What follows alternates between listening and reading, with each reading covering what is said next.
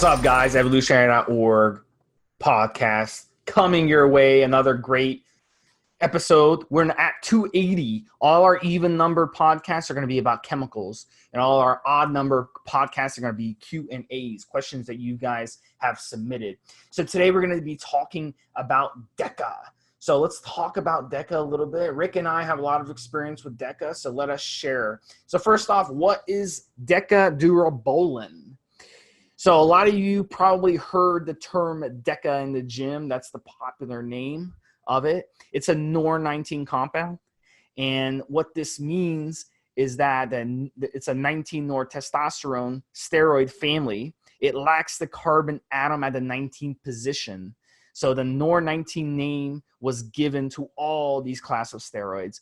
So that includes NPP, that includes Deca Durabolin. NPP is a short-acting version of Nandrolone. Deca Durabolin is the long-acting Nandrolone, and we'll get into the half-life and detection time later in this podcast. So the structural modification of Deca Durabolin means that on paper, it aromatizes at a quarter of the rate as testosterone. So, you know, that's kind of interesting, and we'll get into that as well in this podcast. But first, I'm going to bring in Rick. Rick is the expert about the history of these steroids, and Deca, just like a lot of these steroids, has a very fascinating history. So Rick, take it away. Tell us about the history. Hey, what's up, guys? So when it comes to Nandrolone, this is one of those steroids that came around the golden era of steroid research. That time in between the 1930s to 1950s and the early 1960s. It was first identified, Nandrolone itself, in 1950. Now, 19-NOR testosterone, Nandrolone, is actually naturally occurring in the human body in very small trace amounts. It's mostly detectable in pregnant women, but in men, they're very, very small trace amounts. So much so that if you are a tested athlete and you get tested, you're allowed to have a very tiny amount of Nandrolone in your system because it can occur naturally. Now, in 1950, it was first identified, and then it was first put on the market for human use in 1959 as Nandrolone phenylpropionate. So Nandrolone phenylpropionate, the shorter acting ester, was first developed and put out on the market. Then Nandrolone decanoate was actually released to the public in 1962. And many of us that use steroids in the 90s, late 90s, early 2000s, we know that Nandrolone decanoate was more readily available than Nandrolone phenylpropionate. Nandrolone phenylpropionate actually came around and became more popular as some of the underground labs started popping up after 2005, 2007 is when you really saw it available everywhere. And it seems from my research, the company that was mostly responsible for the development and bringing to the market of Nandrolone, of esterified Nandrolone products, is Organon. And that's a company we're going to get into later on because they played a big part in the development of steroids throughout the late 50s, early 60s. So Organon, we're going to definitely talk about. That's pretty much the history of Nandrolone. All right, guys, so let's talk about the decanoate ester that Rick mentioned. Deca Durabolin, that's the ester that's attached to it. We're talking about the long ester here of Nandrolone. And here's the thing, it's kind of frustrating because a lot of people just call Deca Durabolin Deca, but they don't understand that Deca refers to the ester attached. There is something called testosterone decanoate. I don't mean to confuse you guys, but that is just the ester attached. That doesn't necessarily mean that you're using, if someone says I'm using decanoate, they could be using testosterone decanoate, for example. Doesn't necessarily mean Deca Durabolin that they're using. Yeah, Steve, you're absolutely right. Sometimes we mistake, because the way these names have been adopted by bodybuilders in the underground, we mistake certain things. What you're saying is right. Deca describes Nandrolone undecanoate. When you're talking about Nandrolone phenylpropionate, it's just Nandrolone phenylpropionate. It's not Deca anymore. But we just say Deca for short. But really, the base hormone is Nandrolone. Just like we discussed in podcast 278, equipoise. Now, boldenone is the base hormone. Equipoise is boldenone undercyclinate, right? If you had boldenone cypionate, which does exist, then it's just boldenone cypionate. It's not equipoise anymore. Equipoise is the name given to boldenone undecyclinate. And the base hormone is boldenone. In this case, nandrolone is the base hormone. All right, guys. So let's talk about how it works. Now, first off, Deca Durabolin, anyone who's used it, you know that it helps to boost your appetite. It helps to build muscle and strength by enhancing protein synthesis. Big shocker, that's what most steroids do. It helps promote IGF-1, insulin-like growth factor production, and it helps stop the rise in glucocorticoid hormones, which attack your muscle growth and prevent you from gaining. So that's why when you run Deca on cycle, just like most steroids, you can gain a lot more muscle, and that you don't have to worry about it basically getting, ripped away from you when you're on it. You can continue just to build and build and build. Deca is also excellent at increasing nitrogen retention in the muscles, and it's known on paper as being one of the better ones for that. So historically, that's why guys, a lot of people have used it in the past to help with, muscle wasting. So it can definitely help you if you're a smaller guy and you're struggling to put on mass. It is a good one to use for those reasons. Rick, have you noticed that as well when you've used it, some of these benefits? Yeah, Deca is very anabolic and not very androgenic. So it lets you add more anabolic hormones to your cycle without necessarily having any additional side effects. That's a good thing about Deca. Deca's only real side effect that we all really are familiar with and know about is that it gives you that Deca dick, where it's very tough to get an erection and things just don't work properly down there. Aside from that, if you're able to manage that, if you're not genetically prone to that side effect, or if you know how to work your chemistry right so that you don't get it, Deca is a very, very useful steroid, very useful hormone. It doesn't give you a lot of the other side effects that most steroids do, including testosterone. It's not known to cause hair loss. It's not known to enlarge your prostate. It's not known to give you acne. It's not really known to shrink your balls. It's not known to give you a lot of these side effects that you get from a lot of these other steroids. It's not very toxic to the body. The only problem is if you don't match up your chemistry right with it, if you don't stack it right, your dick's not going anywhere. It's just going to stay limp like a noodle. And some guys suffer through this for months even and have a really tough time bouncing back from it. So that's really the only real precaution. And it's really the only thing that's earned Deca a really bad rap is made Deca kind of infamous because of the issues with your erections and such. But when it comes to actual side effects, and it's pretty decent, man. It's good. It's there. You just have to know how to stack it properly. Yeah, it's definitely a mild compound for sure. And here's the thing with the Deca Dick, if you really look up this information on Deca Dick, where it really comes from, you're going to see a lot of conflicting information on forums. But the thing is, I've studied this quite a bit, and my educated guess based on the information that I've seen is that the Deca Dick thing is simply the fact that it's metabolizing to dihydronandrolone, which is the DHN. So what happens is your dihydrotestosterone, DHT, which is our sex hormone, gets swamped by that DHN. So the way you can mask that on cycle is by stacking a DHT derivative along with Deca.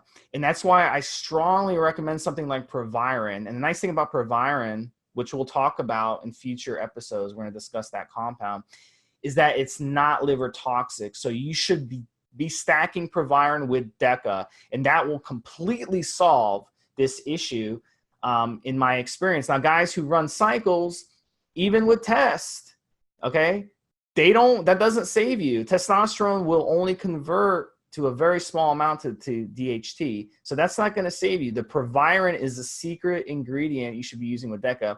And if you go back to the 70s and 80s, you'll know, and I've interviewed these guys from that era who have trained some of these bodybuilders and coached them, and they've said that those guys would use Deca and Proviron always. They didn't understand why it worked, but they knew it worked.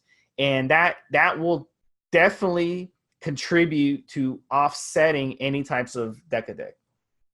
Yeah, you need DHT. You need dihydrotestosterone in your body to keep your dick hard. And even as a teenager, it is dihydrotestosterone that contributes to the actual growth of the tissue down there.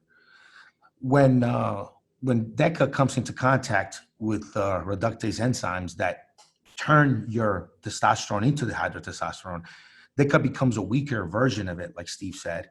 And that's where some of the problems come from. And that's also why DECA doesn't give you the hair loss and prostate enlargement side effects that other steroids do. It's because it is a weaker DHT than you would normally get from, from injecting high levels of testosterone. Yeah, it swamps your DHT. So really, you're not getting those DHT side effects when you use DECA. That's kind of the point of using it, So if you have subject to hair loss, you've got prostate issues, et cetera, it's a really good one for that. Yeah, so let's talk. Yeah, go ahead. My personal way of making sure that I don't get DECA dick is I always run the testosterone at twice the amount. And that way, that reductase enzyme has more testosterone substrate to work with than DECA. That way, I'm ensuring that my dihydrotestosterone levels stay higher than the conversion off of Nandrolone, and that way I avoid the DECA dick, and that's worked for me. But like you said, using an oral DHT derivative can also help quite a bit. Yeah, Masterin too. If you want to do injectables, Masterin would be one you could also use along with it. So let's talk first before we get into dosage. Just talk about the joint issues. So Rick, I'm going to get you in on this one as well. Your history with I did notice when I run DECA that my joints don't bother me as much as running, say, Winstrol or a drier compound. So there's some conflicting information, but what we do know is that there are some studies that have shown that it will enhance bone mineral content, collagen synthesis as well. And it also has a history medically for being used in osteoporosis for females. So there is some bone joint medical background to it. Having said that, the amount of DECA that bodybuilders are using, okay, and the other compounds that bodybuilders are using, and the amount of weights that people are throwing around on DECA, it really doesn't make sense to assume that you can just run DECA if your joints are bad and it's somehow going to cure your joint issues, because in the end, it's going to make it worse. So I would not run DECA. I would not run any steroid if you have a lot of joint problems, but I would not also expect DECA to cure your joint problems when you're using it, because those medical dosages are way less than what bodybuilders use in the first place. So it's not exactly a therapeutic dose regardless. But Rick, I mean, have you used DECA and noticed joint help? I guess I did, but I knew before I used it that was kind of the folklore behind it, that it helped your joints out. Is it true? Could it be true? Well, it's naturally occurring in your body in higher concentrations in pregnant women. So it might have definitely, some roles there. It could definitely help. Now, I personally have found that my joints feel a lot better when I'm taking glucosamine sulfate, chondroitin sulfate, MSM, Cissus quadrangularis. Those kind of over-the-counter ingredients have made my joints feel way better than trying to go to black market to get Nandrolone. So does it help the joints? I guess it did mine. I can't say that they didn't feel good. I mean, they were fine, but I was already being told that before I ever used Nandrolone. So maybe it was a little bit of placebo effect. But over the years, man, the biggest change I found in my joints is just using, the ingredients I just mentioned. And I guess that can help. But I would probably say nowadays, if you wanted to go the SARMs route, maybe Osterin is probably better for your joints than DECA could ever have been. Now, DECA, it's been around since, like we just mentioned, 1950s, 1960s. We kind of know what to expect from it because so many guys have used it throughout the years. Osterin is very new, and we don't know what kind of long-term side effects can come from it. Just one thing to keep in mind with Osterin when we compare it to DECA. Osterin may be better at helping your joints than DECA is, but we don't know. Osterin has not been around as long as DECA has. There has not been that many guys using it yet, so we don't know what the long-term is going to be from these SARMs yet. All right, guys. So let's talk about half-life and detection time. So this is very interesting. It's a very long half-life. We know that it's got the decanate ester with the Deca Durabolin. 2 weeks. You're talking about 2 weeks in your system. So, when you start injecting Deca, it's going to take a while, okay, to reach peak levels before leveling off. It's going to start working right away, but it's going to take 5, 6, 7 weeks to really reach peak levels. And on the flip side, when you stop taking it, it's going to take a long time to be out of your system. So that's another reason guys fuck up when they take Deca, is they run these long-ass cycles with Deca, and then they come off, and it takes like 6, 7, 8 weeks for it to be out of your system. And then they overshoot their PCT. They'll run a 4-week PCT, and then the PCT is over before the Deca is even out of their system, and then they crash after. So that's another reason Deca gets a bad rap. It's after cycle. People don't PCT correctly. So remember that. Remember what I'm saying, guys. You want to run a long PCT and long bridge after Deca because it's going to take a while to get out of your system. Even worse is the detectable time. We're talking up to 18 months this stuff is detectable in your system. So if you're a tested athlete and you take Deca, you're pretty much fucked. And we saw that. Sean Merriman, he was an absolute beast. He was a defensive end linebacker, San Diego Chargers. The guy was like the 2nd or 3rd pick in the draft. Comes in the league. His first year as a rookie, 10 sacks. His second year, 17 sacks. His 3rd year, 12, 13 sacks. He was tearing it up. And then they bust his ass for Deca, and he gets his ass suspended. And pretty much his career is downhill from there. So we've seen athletes get busted for it, and you really have to be a fucking idiot to take Deca if you're a tested athlete. You know what I'm saying, Rick? Yeah, it's definitely not the first choice. But you know what happens, Steve? Since there's so many underground black market stuff out there, and Deca is really one of the cheapest steroids out there, you're going to find a lot of unscrupulous sources are going to switch out Deca for more expensive items. And yeah, you'll get something from it, but not what you're looking for. And this is why guys get popped off of Deca, because I can't imagine any coach or anybody helping one of these athletes with everything we know about Deca still letting one of their athletes use Deca today. I just don't see it. It has to be that they got fake product that was swapped out by one of these underground labs, and they just didn't know it. There's just no way a professional athlete making any kind of money is paying someone to give them that bad of advice. Yeah, that's got to be what it is for sure.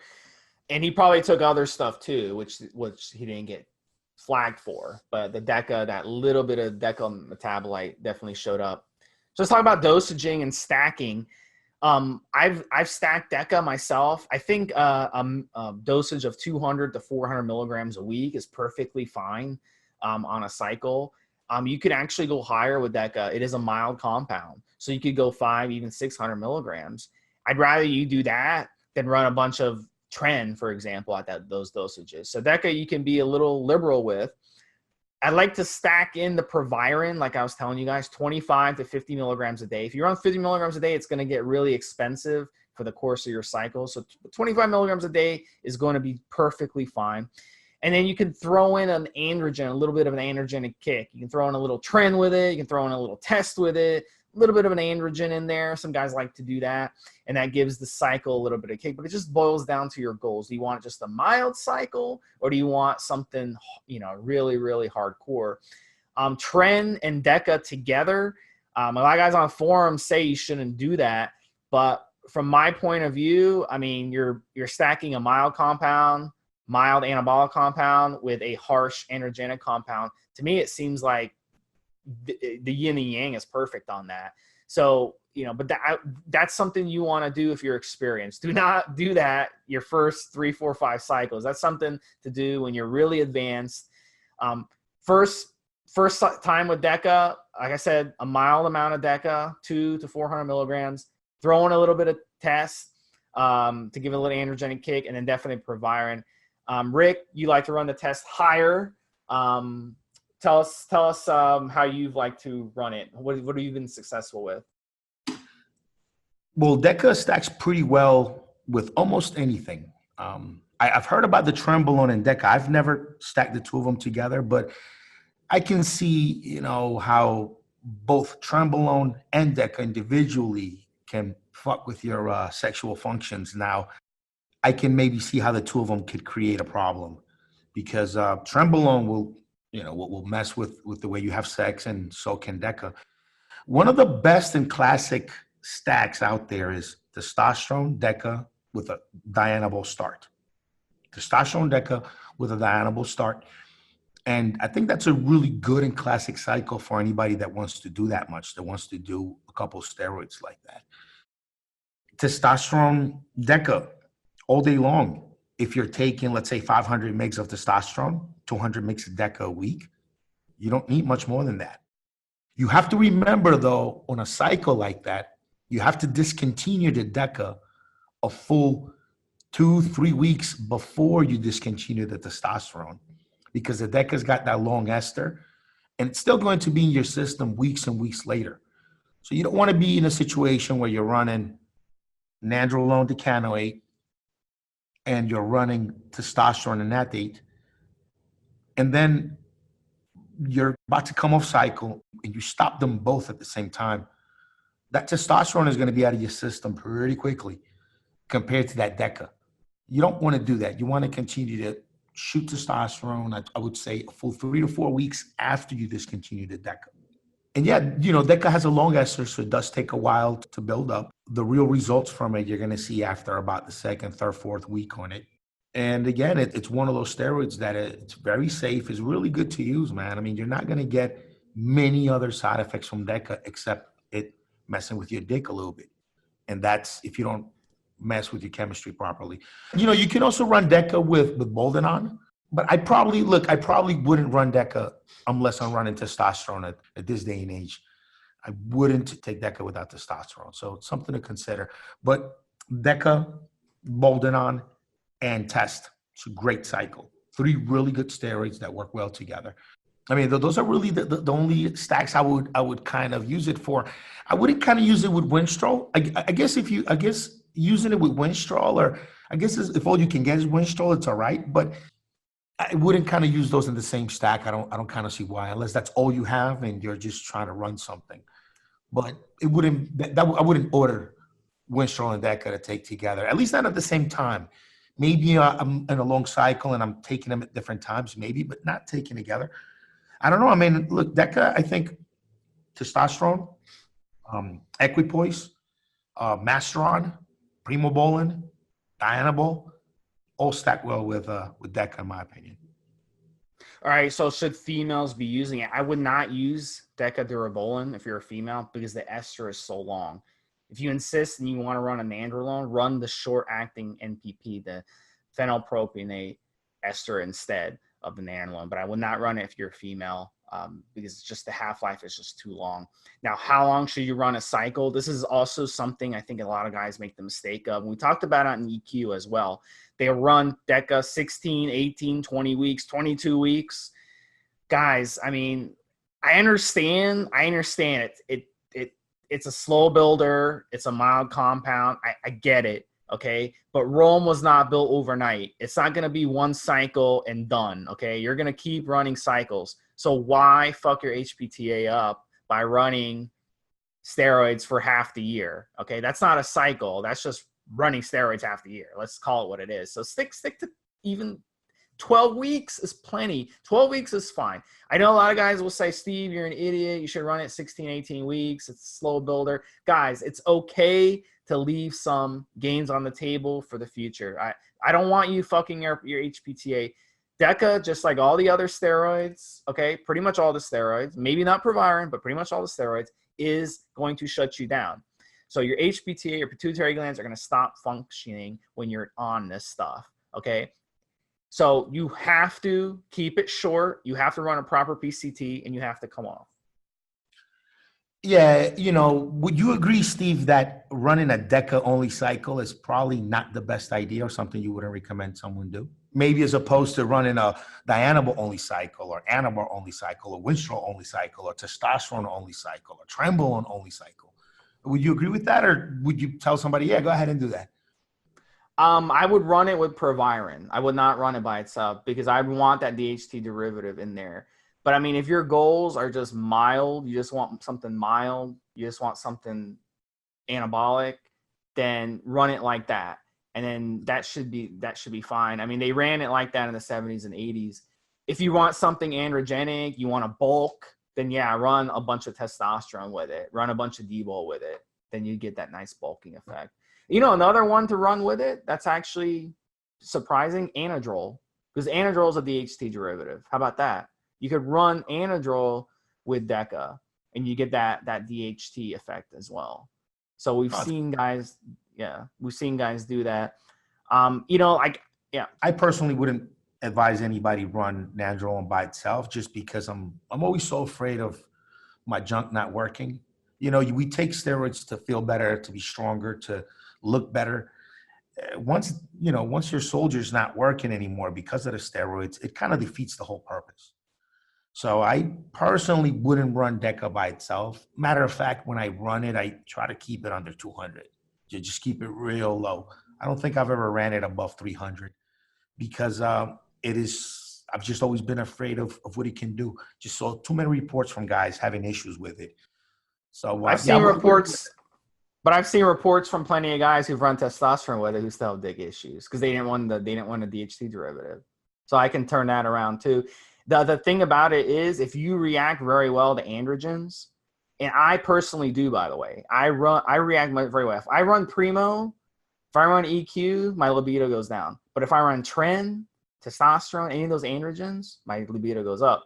So if you react really well to androgens, then yeah. And you're worried about your libido, then yeah, throw in some testosterone with it. Just depends. Some people don't react well to androgens, though. You know? Oh yeah, definitely. Yeah, that's always on the table. Genetics, always on the table for sure. Yeah, look, some people are going to be more prone to side effects than others. That is just something that's going to happen. You're going to have guys that are going to get gynecomastia from Trenbolone or from Anadrol even. You know, some people are just more prone to side effects than others. And it all has a lot to do with, you know, how many receptors you were born with for certain compounds and how your body eventually regulates up or down regulates these receptors as different receptors. So yeah, some people are going to be more prone to certain side effects than others with certain compounds. And that's something, you know, part of knowing yourself and make sure you log your cycles and document everything that you go through. You're going to find that certain compounds just sit really well with you and others don't. While a buddy or maybe a big guy in a magazine or a dude giving advice on Facebook about steroids, he might run into a completely different situation with those compounds. So that's something I'll always remember is genetics plays a huge role always. The universal, though, bottom line, guys, trust me on this. If you run Deca, whether you run it with Tess, whether you run it with Primo, whether you run it with Tren, run Proviron with it or another DHT derivative. It will make a world of difference. I promise you it will. So, Rick, tell us about the cost and ease of access of it. It is available, actually, people don't know this, for prescription. Have you have experience with that, trying to get it as a prescription, actually having a doctor write you a script for it? Or is that not realistic for guys to even bother asking their doctors?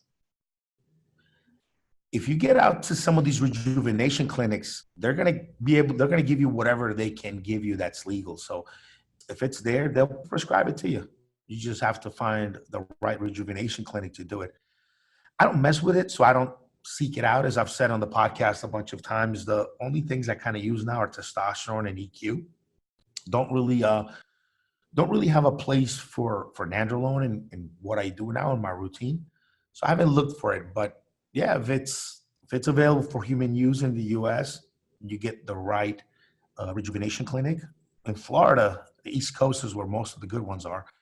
They'll prescribe it for you. You know, you get a script for it. If you work with your doctor, you should be able to get it. The price, guys, it's not expensive. You can run if you run it at 200 or 400 milligrams a week, I mean, you can run a 10, 12-week cycle of this stuff. I mean, probably not even $200. I mean, so it's not expensive at all. And it's really easy to find. Every steroid source, they're going to sell Deca. And, you know, one thing to note, guys, if you go in your gym and you talk to the older guys, the guys who are now in their 50s and 60s, or even older than Rick and I, who are pretty old ourselves. But if you talk to those older guys and you ask them, what is your favorite steroid of all time? Don't ask them like without knowing them, but like, let's say you get to know them over the course of a few months, you spot each other, you become buddies and stuff. Just bring up, what's your favorite steroid of all time? They'll say Deca. They won't say these other steroids. They'll say Deca. But the younger generation, they're not as into Deca as everyone else. Do you think that's true, Rick? Well, Deca has some synergy. Like if you take Deca with testosterone, with Dianabol, it just makes everything nicer. I mean, I think that's a reason why a lot of guys like Deca, is because you notice when you just add some Deca to your cycle, it's everything is you're just going to grow. You're going to grow quite a bit. Now, one thing to mention about Deca is the two presentations that are out on the market now are nandrolone phenylpropanate and nandrolone decanoate. Phenylpropanate, you're going to get about 67 milligrams of nandrolone and about 43 milligrams of non-muscle building phenylpropanate ester. When it comes to nandrolone decanoate, you're going to get about 64 milligrams of nandrolone and about 46 milligrams of non-muscle building decanoate ester. The esters need to come off the steroid before your body can utilize them. And the esters are there to make the steroid oil soluble, and so that it takes it a little while longer to get out of the depot. So it's something to keep in mind, you know, when you're injecting 200 mg of nandrolone decanoate, you're getting around 120, 130 real milligrams of nandrolone. Everything else is the ester. So one of the reasons nandrolone just seems maybe a little bit weaker than some other steroids in a stack, it's because it's got that long ester, which means you have a little bit less active ingredient. And that long ester in the decanoate preparation spreads out the steroid over weeks. So it doesn't hit you all at once. It does take a while to build up. It's one of the reasons also it's kind of known for being mild and for taking a little while to kick in. So let's finish off the show by talking a little bit about who should consider Deca as their next cycle. So I think that a couple different scenarios. If you're like a skinnier guy and you've put in a lot of years in the weight room, you've got a decent base, and you want to really take things to the next level in terms of mass, then I think Deca really is going to be good for you, because when I use Deca, I want to eat like twice as much as everything. I don't feel satiated when I eat on this stuff. The mood enhancing is tremendous on Deca. I mean, I feel fantastic on it.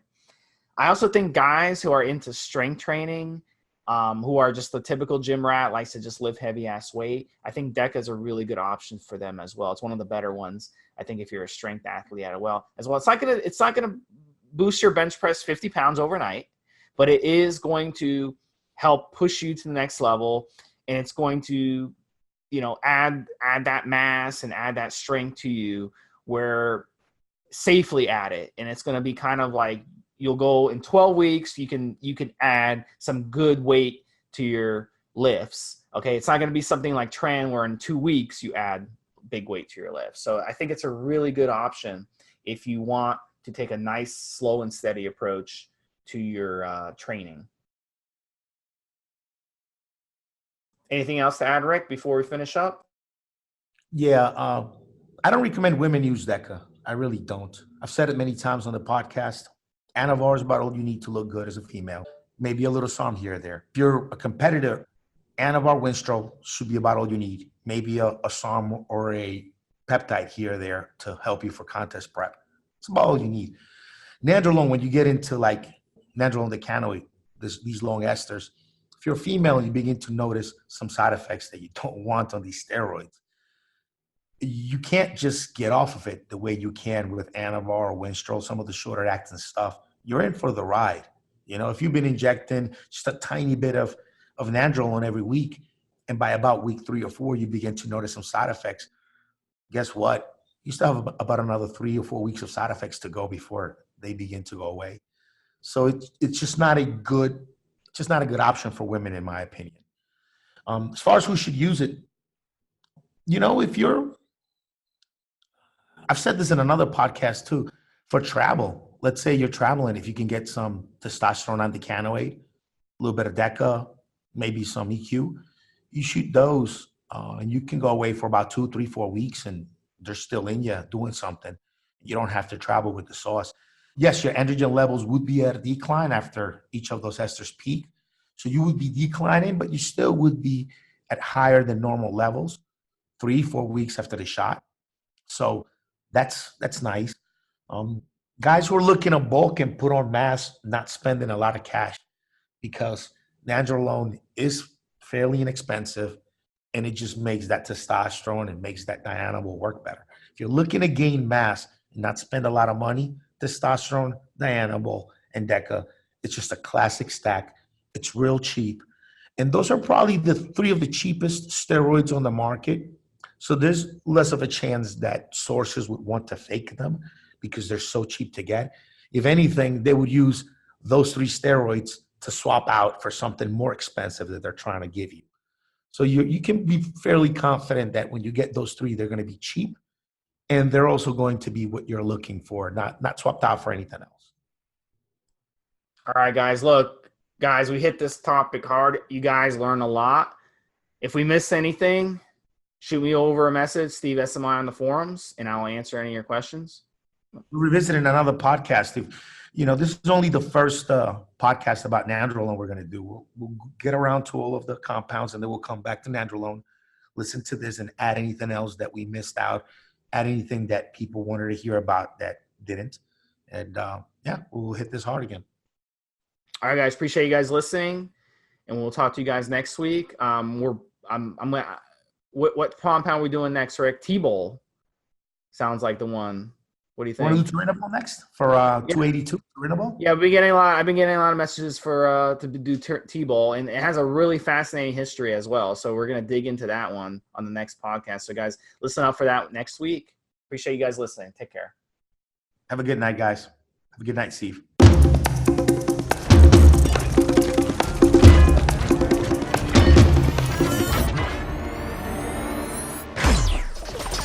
Guys, this is the required legal disclaimer. We are only sharing our experience from years of steroid use. We are not doctors, and none of what we say should be regarded as medical advice. Always check with your doctor before taking any drugs or starting any training program.